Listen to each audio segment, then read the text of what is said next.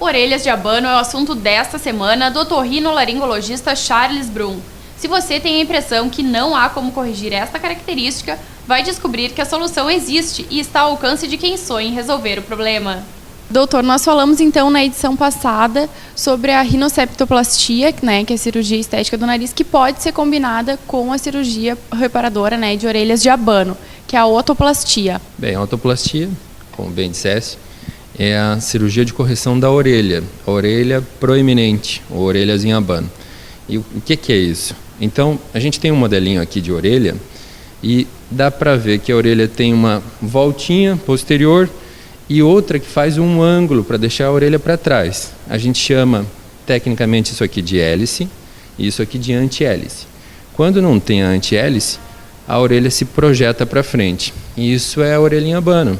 É um problema muito comum que causa muita repercussão, principalmente no jovem, na criança, de 6 a 8 anos. São vários problemas que ocorrem por causa da orelha em abano, mas nessa fase de 6 a 8 anos, que é uma fase em que a orelha já está praticamente formada, a gente tem uma face pequena na criança, a cabeça ainda na proporção acaba sendo pequena e tem uma orelha grande. Não bastando ser grande, ela também é proeminente, ela é em abano. Então isso, a gente sabe que nessa fase as crianças não têm papas na língua. Então a repercussão é grande na parte psicossocial. Então é o período ideal para pensar na correção. O que causa esse problema? Bom, esse é um problema genético. Então se os pais têm orelha em abano, provavelmente o filho vai ter orelha em abano, porque é autossômico dominante. O que ocorre, às vezes, é um defeito incompleto. Às vezes, uma orelha é mais proeminente que a outra, ou uma quase aparenta, essa é a penetrância do gene, então ela aparenta não ter tanto defeito. E isso gera uma dificuldade para a gente, que é cirurgião, que é deixar, ou seja, as orelhas já são em abano, mas são assimétricas. Então a gente tem que deixar elas simétricas no pós-operatório. E é possível com a cirurgia. Sim, exatamente. Então essa é a grande vantagem da cirurgia, que é corrigir o defeito bilateralmente, independentemente da proporção do defeito e também da situação da orelha. Então às vezes a gente tem não só uma orelha em abano, mas nós temos uma orelha com uma implantação baixa, ou muito alta, ou com um ângulo errado. Como a gente falou no outro programa, existem proporções no rosto e na face e também na cabeça. Então existe uma proporção que deve ser guardada entre a orelha, o nariz e a posição dela na cabeça. Então tudo isso pode ser corrigido. A gente vê, por exemplo, algumas síndromes, como síndrome de Down. Uma das características é a orelha com implantação baixa. Não é o caso nisso, mas esse defeito às vezes também vem acompanhado disso. E como se não bastasse também, às vezes, um excesso de concha. O que é concha?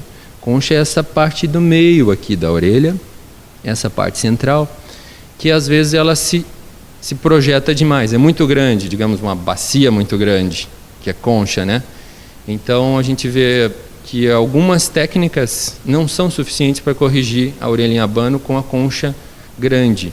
A gente vê casos assim bem emblemáticos, por exemplo, o ator de Hollywood, o Will Smith, ele corrigiu a orelha em abano, mas não corrigiu a concha. Então fica parecendo que fica estranho, fica uma orelha e parece que está saindo da cabeça. Então a nossa técnica, que é uma técnica que a gente chama de eclética, que nós descrevemos, apresentamos ela em congresso, enfim, é uma técnica que corrige não só a parte da anti-hélice, mas também da concha. Então, concha grande e também do lóbulo.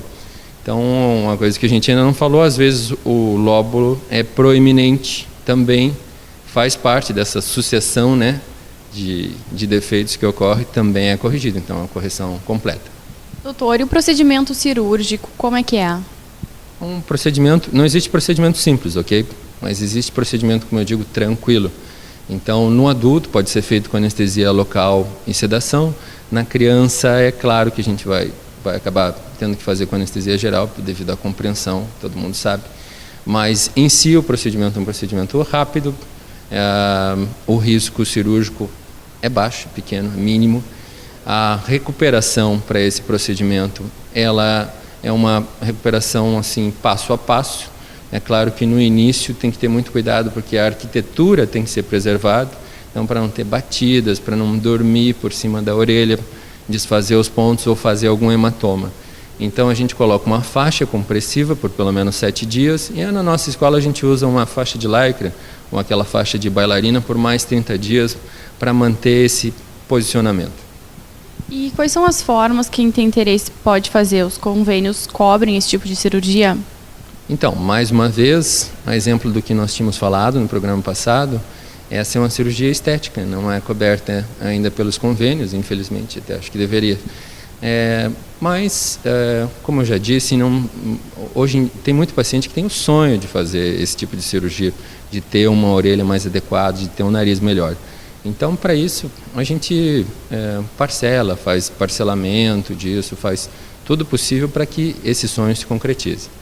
No próximo programa, você vai saber tudo sobre pólipos nasais, causas, sintomas, diagnósticos e uma das alternativas de tratamento, a cirurgia endoscópica do nariz.